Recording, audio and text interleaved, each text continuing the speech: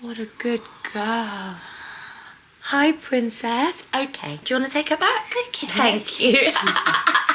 Hello everybody, my name is Tasmyn. Welcome back to my channel, TeaBooksAndTazmyn. I am going to tell you about all of the not very many books that I've read in the whole of 2023. As you can see from this TikTok that I did, I'm very, very funny. Yes, you're right. Thank you for noticing. I read barely. I read barely. 3 whole months there where I didn't read a fucking thing. Well, no, I would like start books and that's it. I'm very good at starting books, starting things, starting projects. I'm very good at beginning and that's it. But then in like October, I fell in love with my Kindle and that helped a lot. I'm back on my bullshit again now. I'm having the best time. So I'm feeling positive going into 2024. I'm currently drinking the Dozy Girl tea from Bird and Blend. I don't usually like chamomile, but this has other stuff in it too. And it makes me very nostalgic because I had this a lot when I was in sixth form. According to Goodreads, I have completed 22 books this year. I've probably bought closer to 500, so I need to set myself on fire. We're starting off with a fucking banger, because it is I Want My Hat Back by Jon Klassen. This children's picture book, one of the best books I've ever read in my life. It's fantastic. It follows a bear who had a little red pointy hat and it's gone missing. And he goes and finds these other animals that live nearby and he's like, hi, I've lost my hat. Have you seen it? And they were like, no, I'm sorry. And then someone's a little bit suspicious. Does he find his hat? Does he get his hat back? I'm not going to tell you. What you need to do is to go and read it and do as I do, which is every time you have a new friend come to your house for the first time, sit them down on the sofa and read it to them. I have friends who I've read the book to and then they have gone away and bought it for themselves and or actual infants that they know. Reading as an adult, I'm like, I cannot fucking believe that. If I read that as a kid, like that funny bit would have gone right over my head. Or it would have traumatized me. Probably that one. Please read it, please. The next book I read is We Found a Hat by Jon Klassen. This is actually book 3 in the Hat trilogy because book 2 follows fish and I'm scared of fish. So I was like, I'm not gonna read that. I read this and then I was like, fuck my fear of fish. I need the second book as well. This follows 2 turtles who find a hat. This one, it's not a pointy red hat. This one, it's like a cowboy hat. It's like a Western hat. And there's a problem, because both of these turtles look really good in this one hat. What are they gonna do? What are they gonna fucking do? The third book that I read was another children's picture book. There's a Ghost in This House by Oliver Jeffers. I didn't buy it. I was in Waterstones looking for the fish hat book. And the shop assistant, who also is an adult who really likes children's picture books, was like, have you seen this? It's really cute. So me being illegal, this feels illegal, I read it quickly in the bookshop and it was really, really lovely. I would have loved it as a child. It follows a girl who lives in a big old haunted house, but she's never seen ghosts. And she's asking you as the reader to help her find ghosts. And it's got those kind of like translucent pages where when you turn it over, it reveals a ghost on a page where previously there wasn't one. It would have been like my favorite fucking thing as a kid. To be fair, thinking about it now, I might have to buy it for myself. Really, really enjoyed that. That one's much more interactive. The fourth book I read is called This Is Not My Hat by Jon Klassen. So good. This was my least favorite of the trilogy. Probably because it's about fish and because I fucking hate fish. This follows a tiny little fish with a tiny little hat. And when the book starts, he's swimming and he's like, look at me in my new hat, I look so good. But I think there might be really big fish who might be looking for that hat that is now on the head of this tiny fish that could very easily fit in the mouth of this really big fish. And thus concludes the Hat trilogy by Jon Klassen. Onto actual, no, we're not doing that, not actual. Now onto a full-length book for adult people.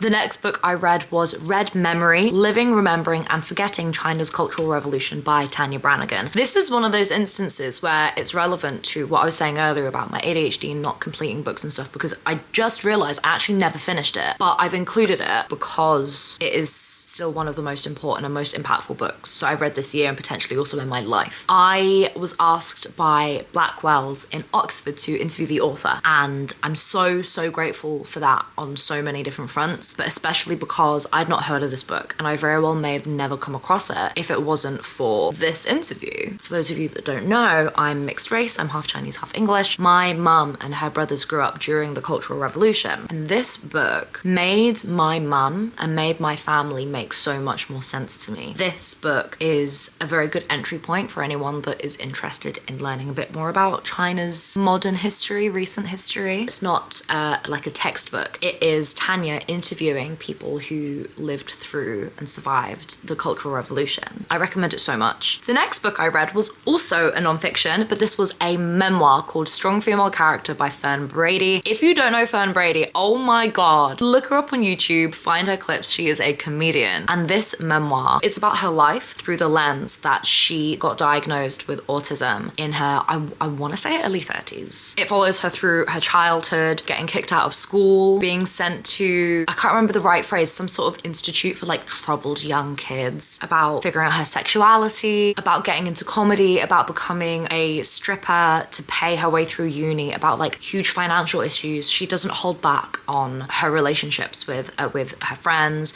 with ex-partners, with her family, in terms of like violence that she caused or that she experienced. I read it so quickly. I absolutely fucking flew through it. I'm a very slow reader. I'm recommending it to everyone. Every single time I see it in a bookshop, I'm gonna be like, this, you need this, you need this. Everybody needs this. She is now probably most famous for being a contestant on, I want to say, series 14 of Taskmaster.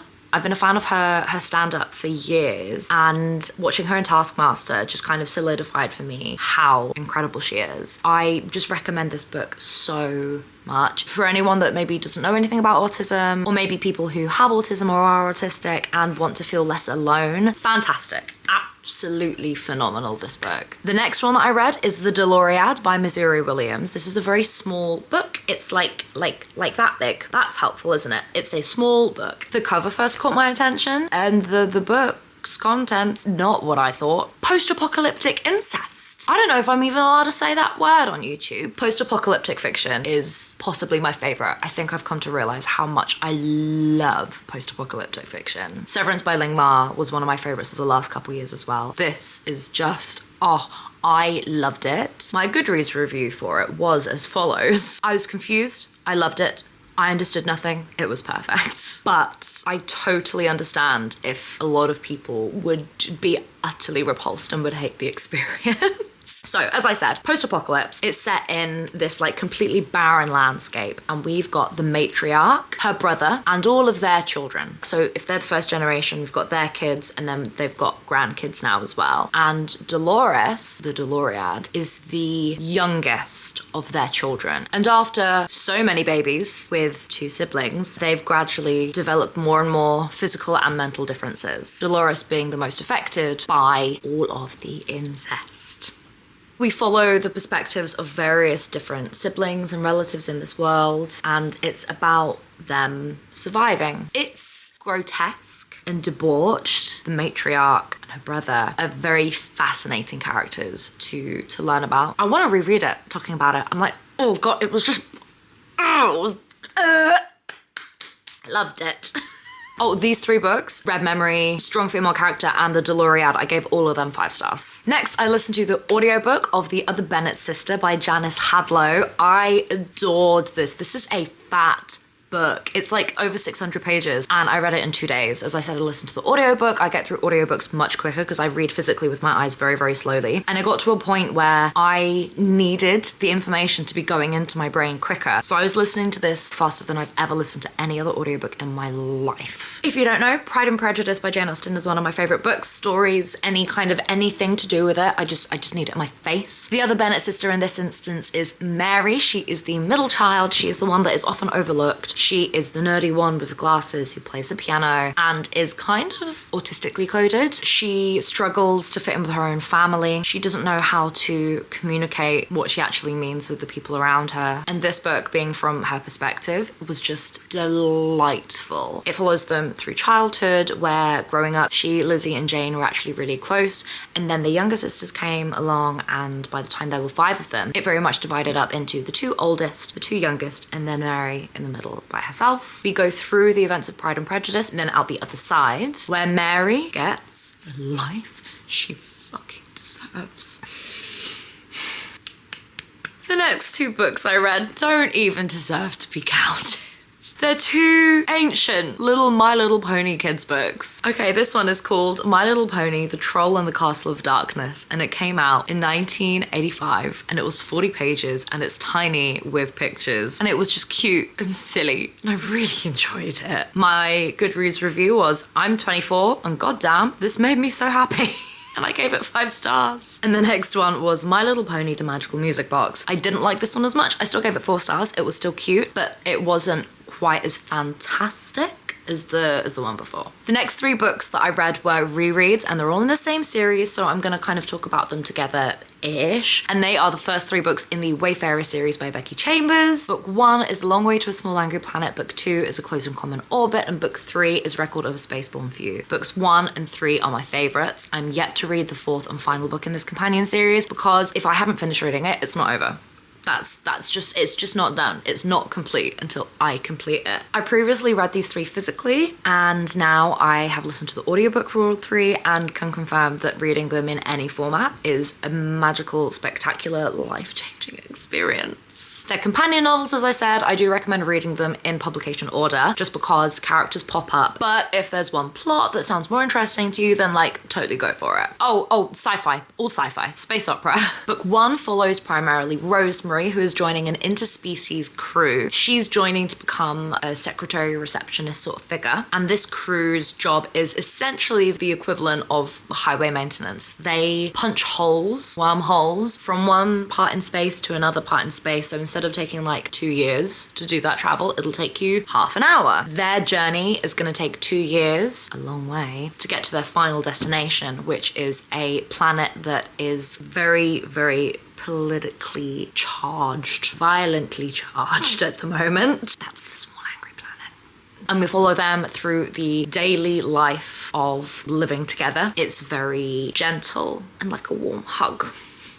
All of Becky Chambers' books are very queer. Later on, there are books with non-binary characters and neo-pronouns as well. My favorite thing about it is that it very much analyzes human nature and us now as the readers through the lenses of these other species. It makes me feel very, very hopeful, these books. I really like this future that Becky Chambers has made. The second book, A Close and Common Orbit, follows 2 side characters from the first book, and it follows them post book 1 and then bouncing back to the childhood of one of said characters. Stylistically, it's very different to the way that books 1 and 3 are written, because they're very much big ensemble pieces, and after reading book 1 going straight on to book 2, I didn't enjoy book 2 as much because it's written differently. It wasn't what I was expecting. But upon my reread, I gave it 5 stars again. But just be aware, if you go straight from book 1 to 2, it is written in a very, very different way. And then book 3, Record of a Spaceborne Few, is potentially my favorite. This follows an all-human space station where the Earth people now live. There are some other alien characters that come in, but what's fascinating in this instance is while everything else has been multi-species, like very metropolitan, I guess. Like it would be the equivalent of London,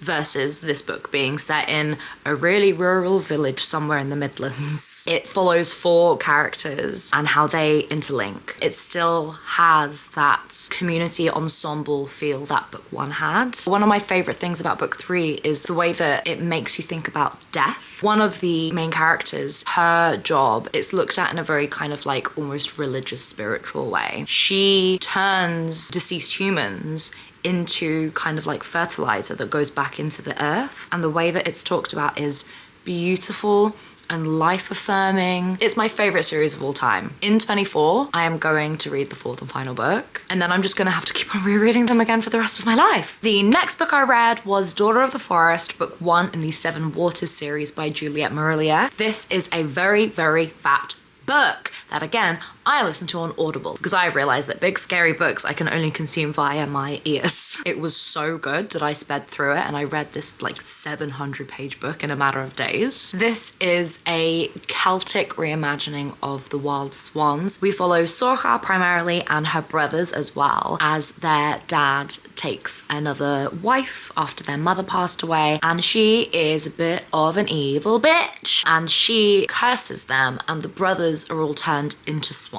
Sorcha then has to dedicate the next however long of her life to trying to break the curse. It is very stressful. Also, trigger warning for this, there is graphic on page SA, and the thing that this emoji stands for these days, Daughter of the Forest, immaculate. The next book I read was The Rock from the Sky by Jon Klassen. Jess and I ceremoniously read it together. I filmed a TikTok of our reactions. Here are some of the highlights. Who the fuck is this fucking snake? Oh! Oh! No!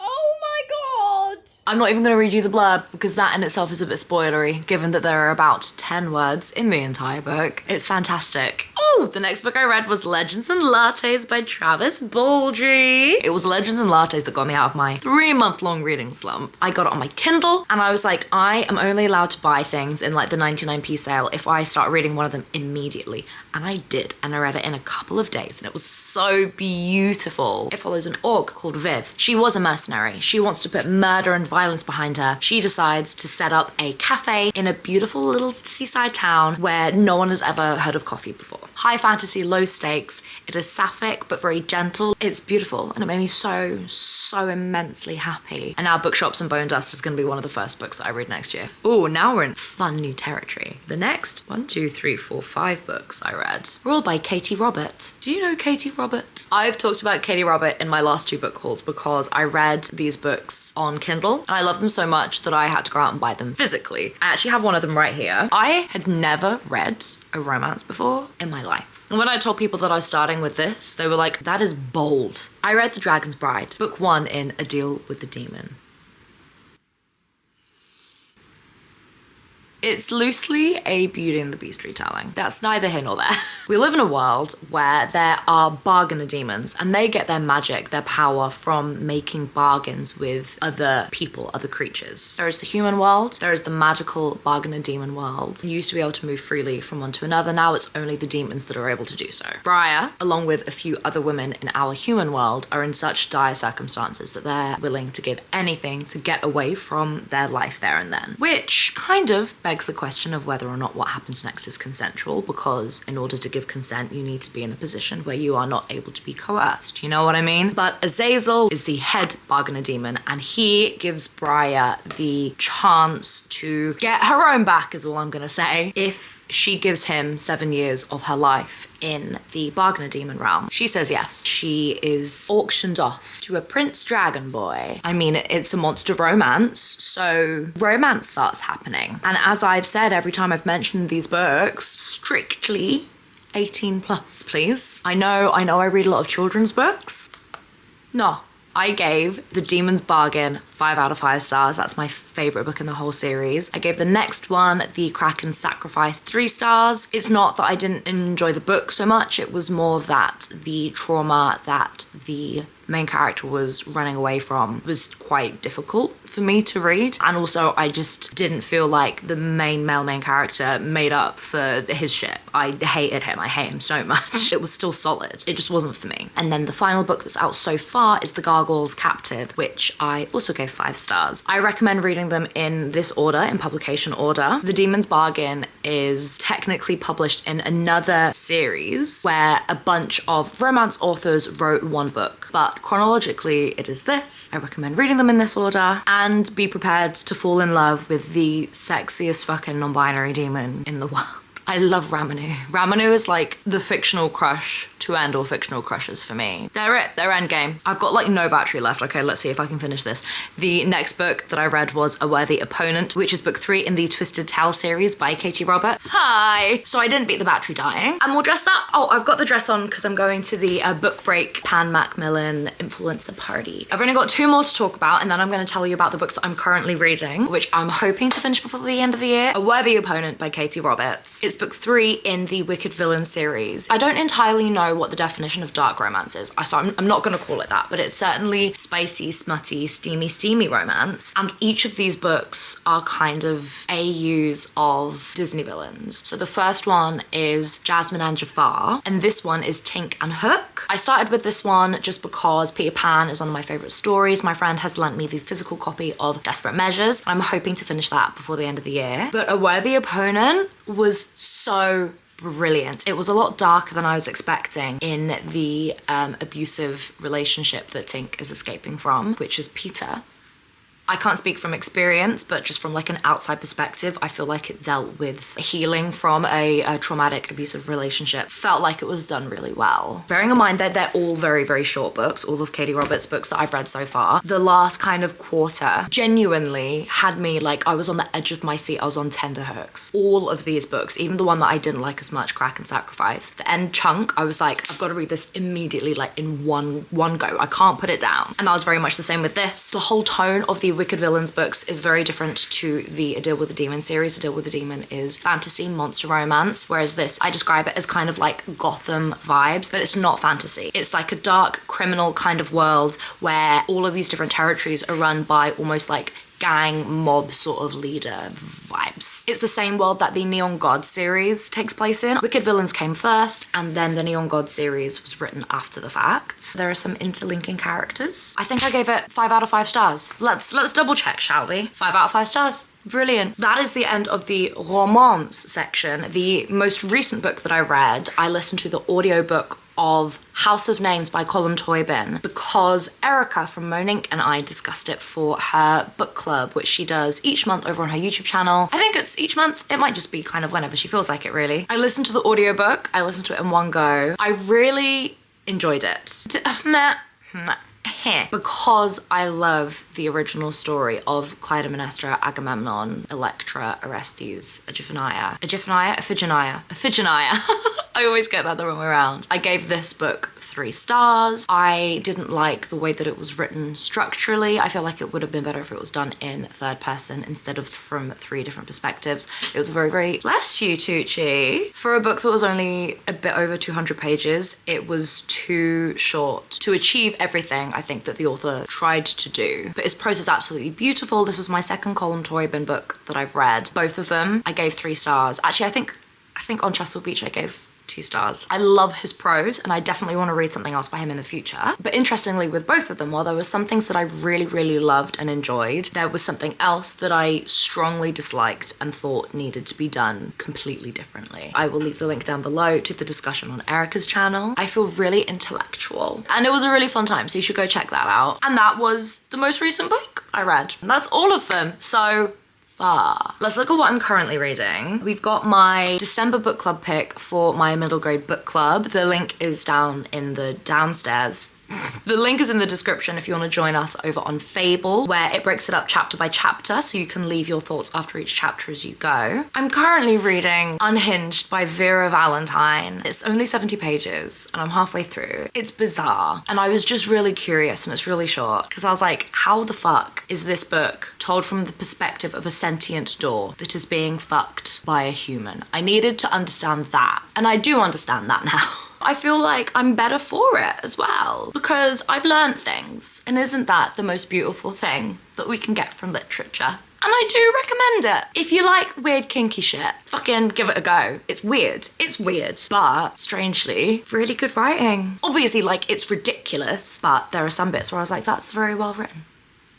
I'm still reading The Duke Gets Desperate by Diana Quincy, which is a Palestinian written historical romance with a Palestinian female main character. I've read 55% of it and I'm loving it, but I'm just not in a historical mood, so not sure if I will finish that before the end of the year. So they're the only ones on my Goodreads at the moment. I will probably read another Katie Roberts. There is, of course, I've mentioned already, the Ghosts But an Archives book, which I might read after the Christmas special because that'll be the last ever episode of Ghosts and I'm gonna need to try and find a reason to stay alive after that. And I've got the audiobook of that, which I will listen along to with the physical thing because it's very like visual, but it's like an extended audio experience. So I want to do both. And that's quite a lot. That's quite a lot for the end of the year because there's a week and a half left. So, you know, if I get through all of that, that would be pretty impressive. So I have completed technically 22 books so far in 2023. Let's see how many more I can do. Thank you for watching. If you've got to this point, please put the fireworks emoji. I think there are a few fireworks emoji. Go crazy. Do as many fireworks emojis as you like. Happy New Year, everybody. Look after yourselves and be really cool. I used to finish my videos by going, stay sexy. Kinda don't feel like that's appropriate anymore. Bye guys, Merry Christmas and Happy New Year. Yay!